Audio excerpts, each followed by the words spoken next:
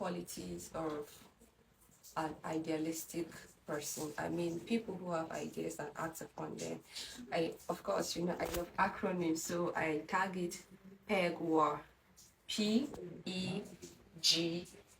PEGWA.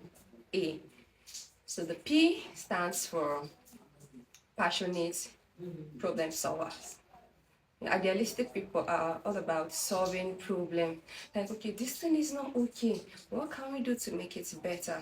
Like, they're just passionate about it. Like, whenever things are not working the way they ought to, there's how they just get angry within them, and until that problem is solved, they just can't be satisfied.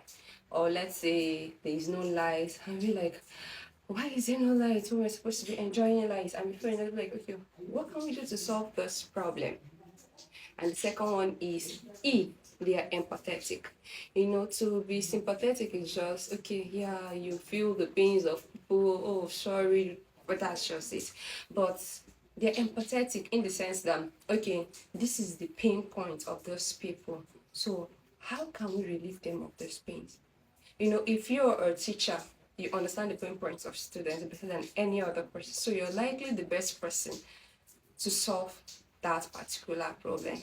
Just like in the case of sanitary pad or sanitary towels, people will call it, back in the days, ladies used rags and they can't even step out confidently, so they just have to be indoors and they're restricted from doing those things that excites them. And some nurses in France were like, okay, what can we do?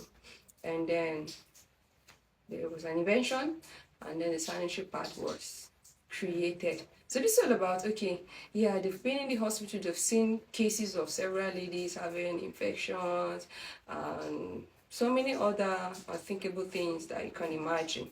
So whatever field you're in, trust me, you're the best person to solve whatever problem that's there. And then let's talk about the G. The G stands for gap finders. It's all about asking yourself, what is the current reality?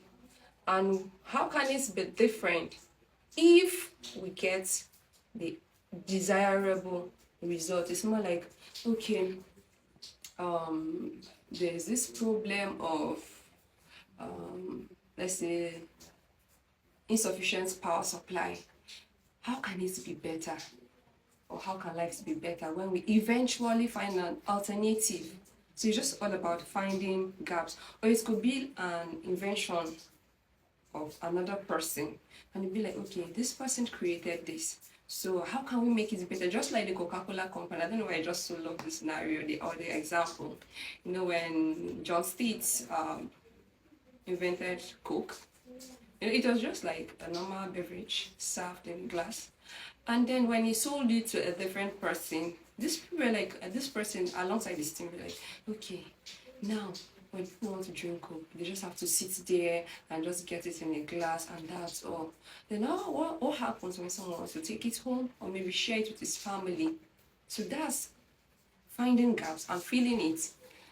And then let's talk about the W. The W is all about writing it down. Yeah, just always have a journal. This is my own journal, so just keep writing your ideas down. Ideas are like birds. When they are not trapped in a cage, they tend to fly away. So when you don't trap your ideas in a book, there's a tendency of them flying away. And then let's talk about the A. The A stands for action-oriented. Of course, if you write it in a book, nobody's going to pick the book and do it for you. You have to do it yourself. After writing it down, you have to act upon it. And remember that your ideas are your brain children. And the more they see how you treat the previous ones you have, the more they come to you. So, bye, and see you in the next video.